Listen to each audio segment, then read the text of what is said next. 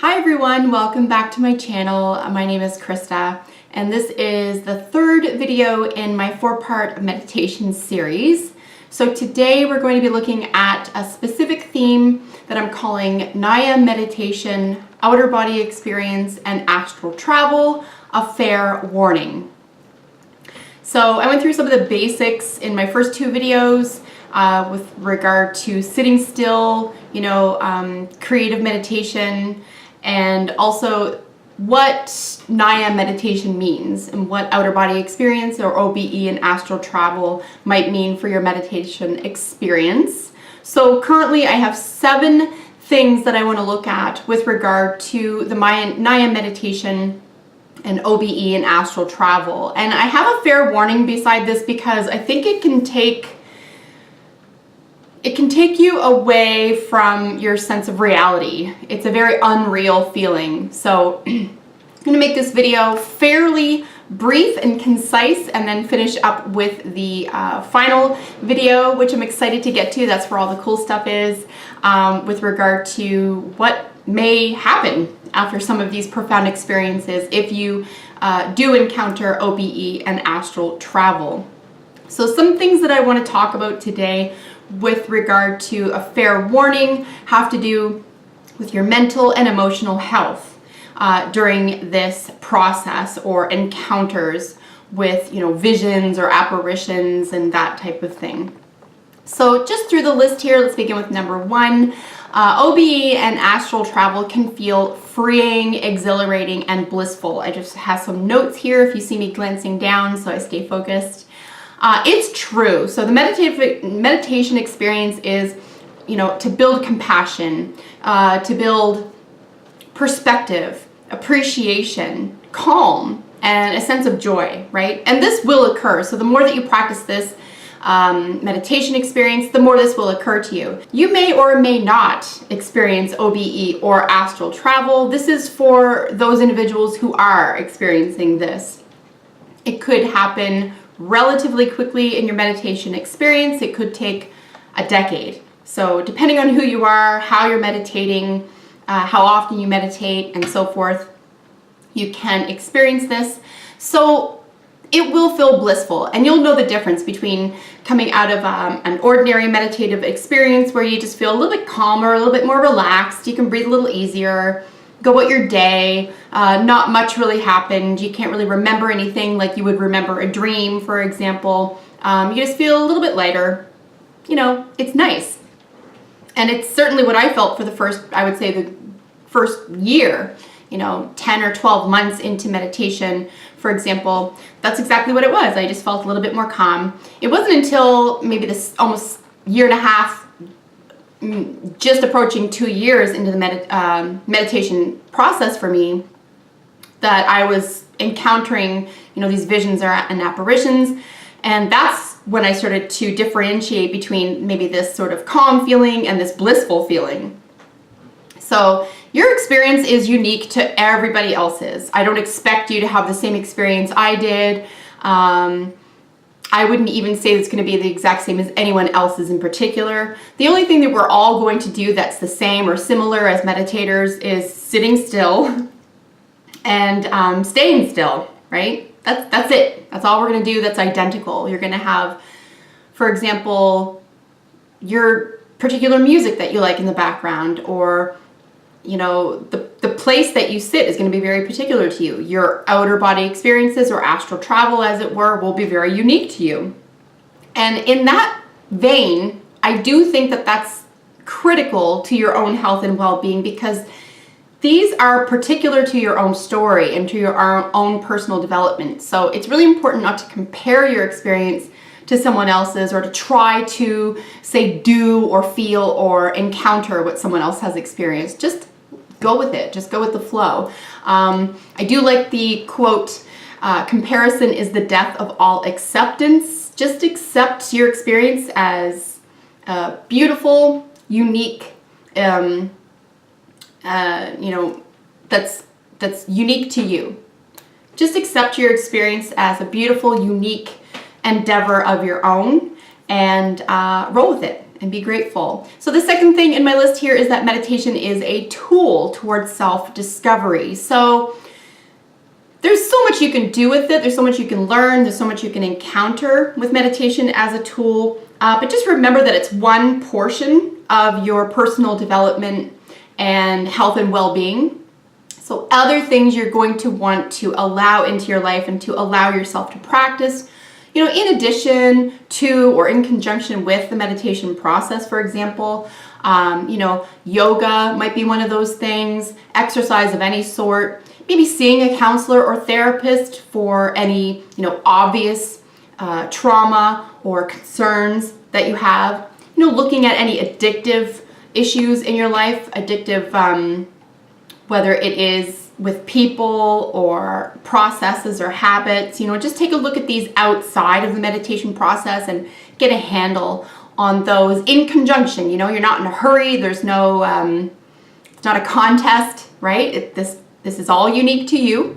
So it's all in your timeline, and you get to decide when certain things happen and how far you go with certain things. So, but give yourself a chance to do that, right? You know, use meditation as a tool, use counseling and therapy as a tool, maybe use some exercise as a tool, healthy eating might be another one, positive reinforcement in terms of internal dialogue, switching up your internal dialogue, very, very important. So consider all these things tools, and then consider meditation but one of those healing tools. You must be willing to get to the root of the issue and willing to sacrifice what you've attached to in order to grow.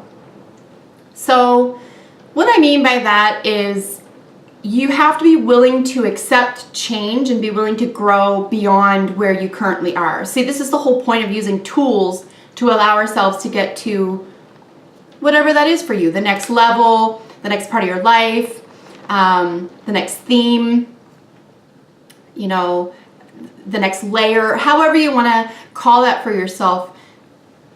If you're interested in self-discovery and self-actualization, I think that, and you keep all of these tools in mind in terms of a process by which you can grow with and refuse attachment to any one thing or any one outcome and go into it willingly and with curiosity or even a little bit of skepticism, right?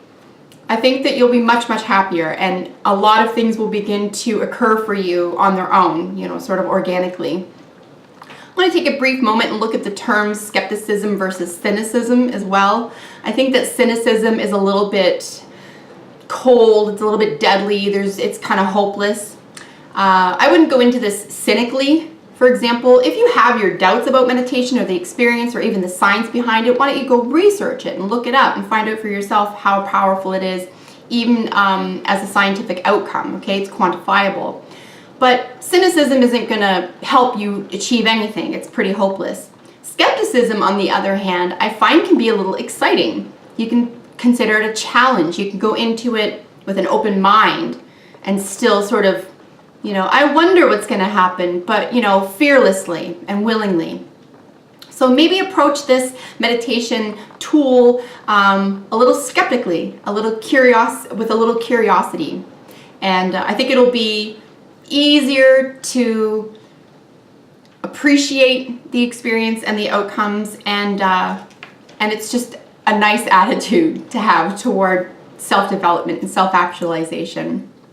So the third thing on my list is that it is helpful to have emotional and mental health basics taken care of first. So I did mention to seek therapy to confront obvious issues and neuroses or problems. And this is critical to getting to the next level or phase or theme in your meditation experience. It also doesn't hurt. For example, if you know or can pinpoint a very specific issue for you that, you know, dogs you throughout your life or harasses you or, you know,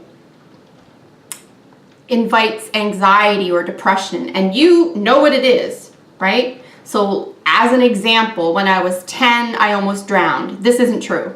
But let's just say I can't escape it. I'm always worried. I'm worried about water. I'm worried about drowning. I have this feeling I can't get rid of it, you know, and you're now 30 or 35 and that's still dogging you.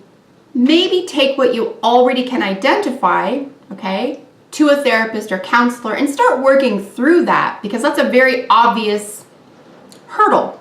You know, you've already encountered that. You've already pinpointed and identified what that is. It's not something you have to sit on for, you know, months at a time during meditation and sort of come to terms with because you didn't know it was in the back of your mind, which is what meditation will help to resurface for you.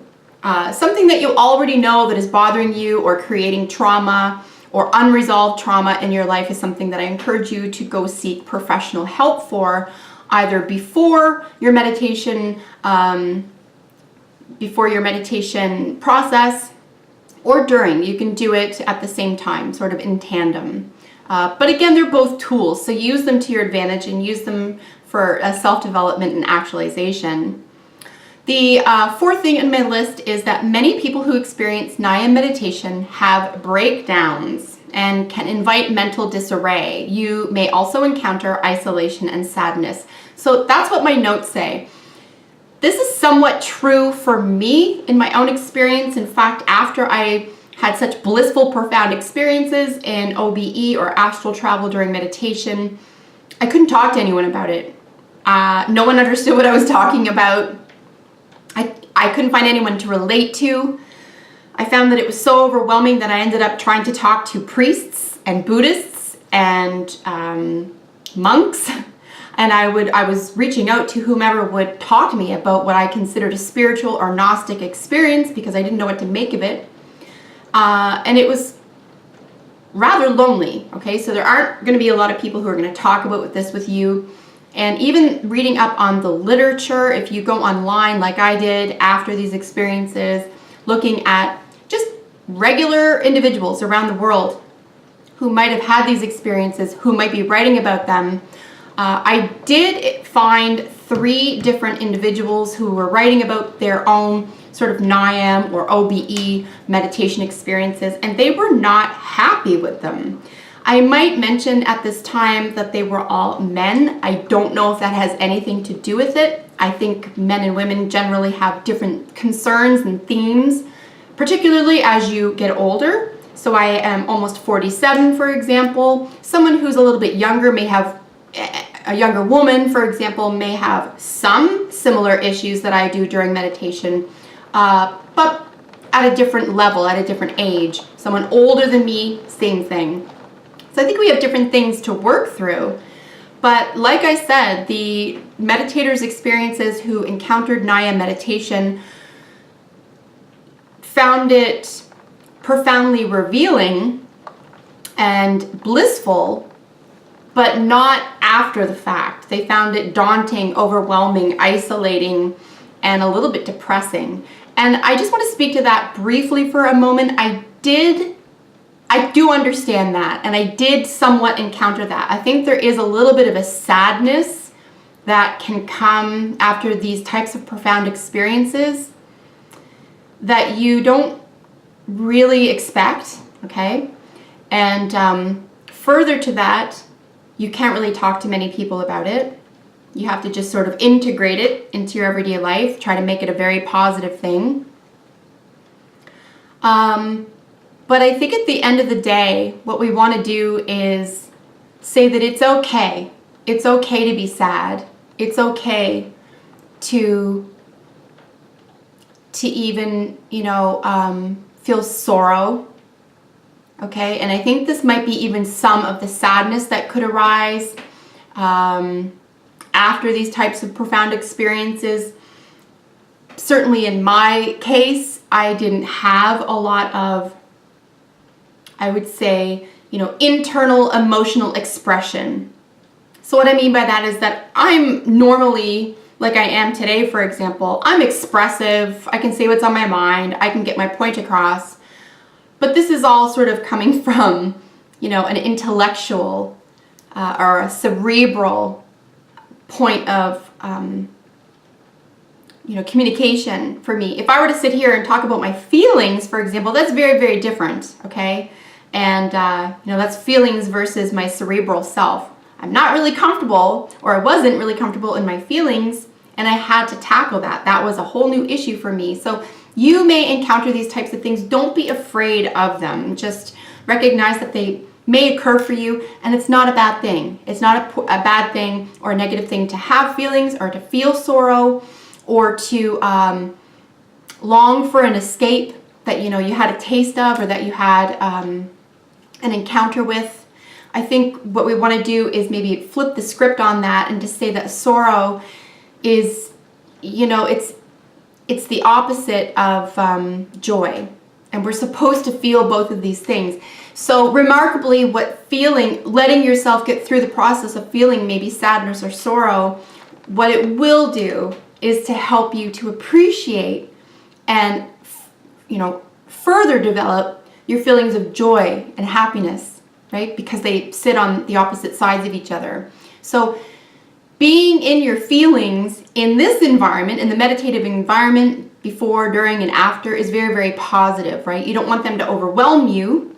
If you feel like that, like I said, go back for a second and we're going to, look for therapy. We're going to talk to a counselor, get to the root of these issues because it's overwhelming. Anything you feel strongly you can't work through by yourself, please seek professional help. Let's get on to the next one. So yeah, isolation and sadness. Just going back for a second, I think it's important to allow yourself that as well, okay? This is a unique experience for you. So you got it, and it is the sort of epitome, okay, of sitting with yourself. It's what it's all about, sitting with yourself, right?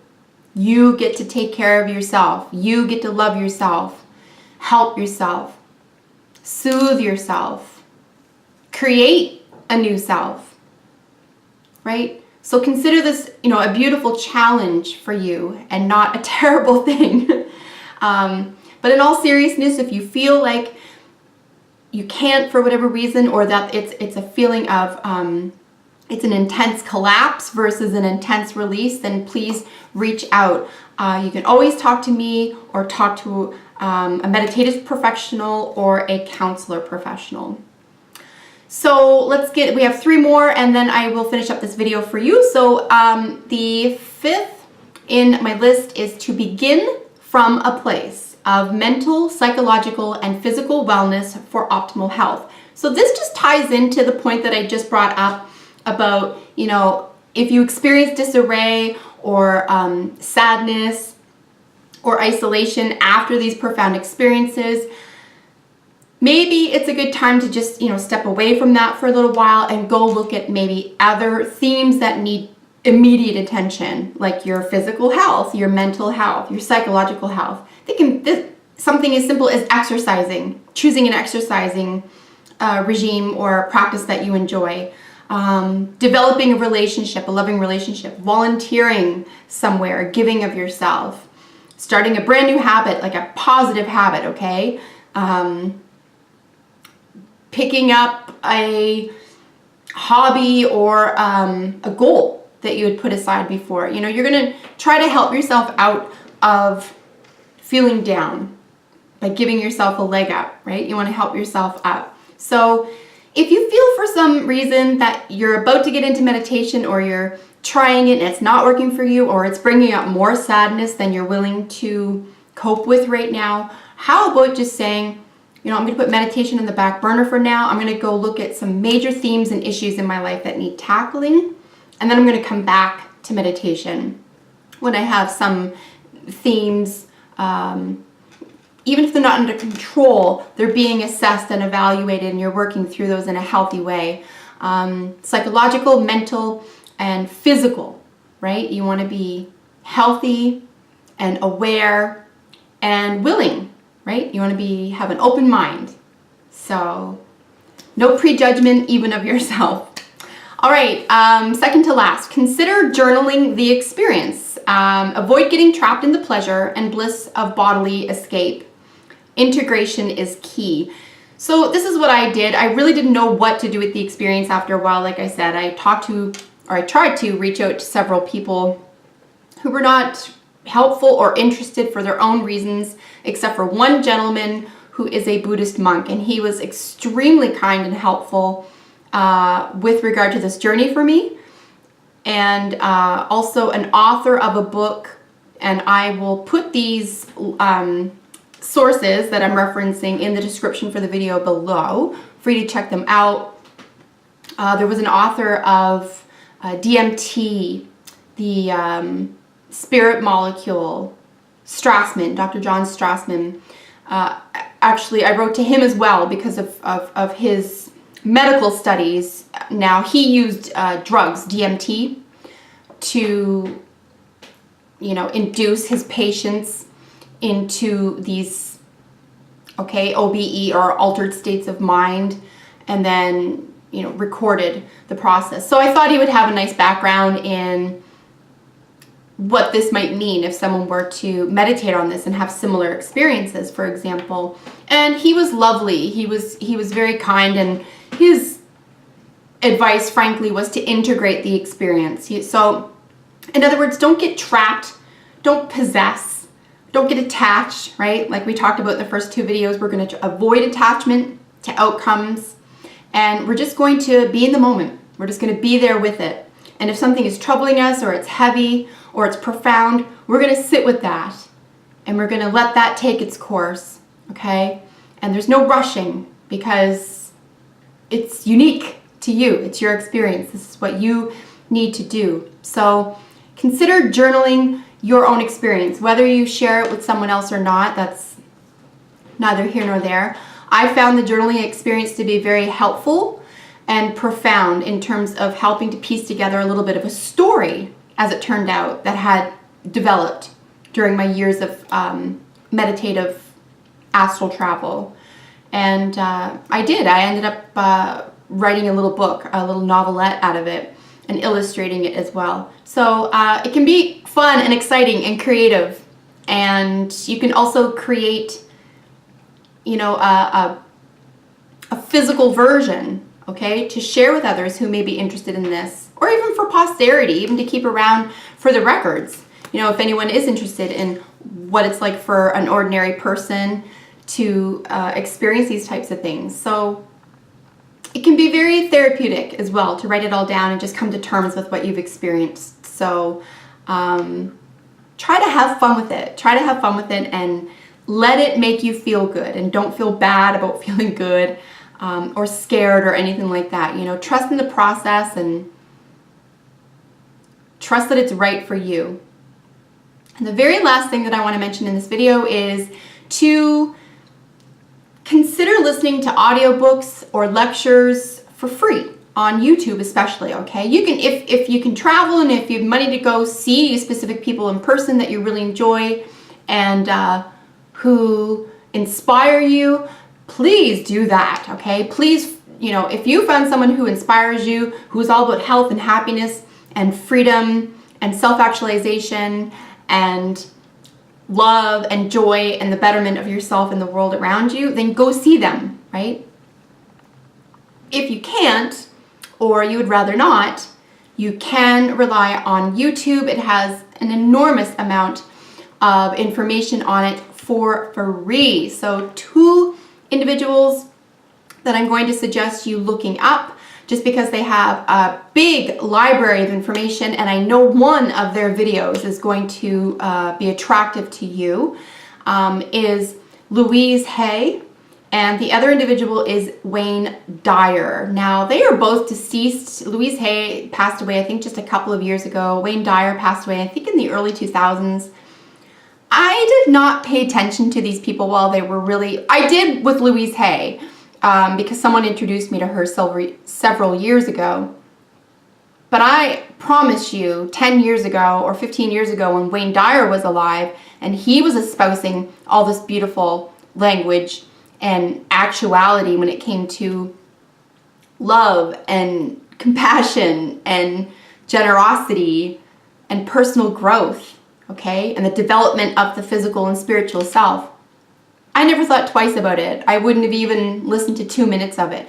You really have to be in the right frame of mind. You really have to be willing, able, and ready to invite some of that language in. So I consider them both therapists and counselors. Now, they're more of the esoteric kind. They're going to give you some ideas to work with. They're going to give you some language to work with.